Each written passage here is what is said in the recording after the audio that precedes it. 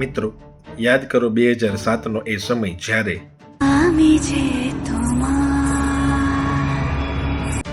સાંભળીને રૂવાડા ઊભા થઈ જતા હતા.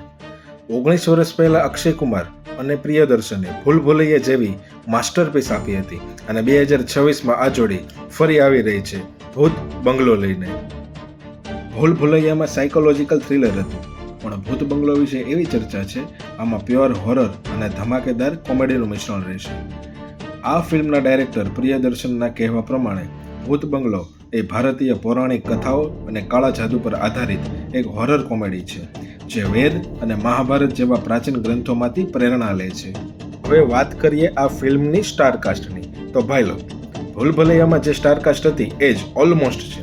અક્ષય કુમાર, પરેશ રાવળ, તબુ, વામિકા, રાજપાલ યાદવ, લેટ અસરાનીજી, મનોજ જોશી, મિથિલા પાલકર, જીશુસેન ગુપ્તા અને રાજેશ શર્મા. આ ફિલ્મનું મ્યુઝિક પ્રીતમ દ્વારા કમ્પોઝ કરવામાં આવ્યું છે. હવે આપણને ખબર જ છે અક્ષય કુમારની કોમિક સ્ટાઇલ કેવી છે, એ આપણે એમના પાછલા મૂવીઝમાં જોયું છે.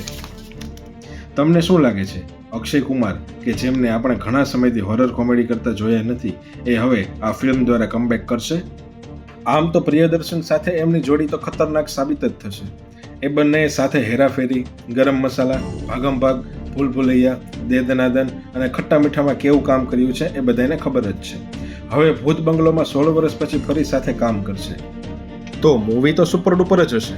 એ તો મૂવી આવ્યા પછી જ ખબર પડશે કે કેવી મૂવી છે. આ મૂવી 10 એપ્રિલ 2026માં રિલીઝ થશે.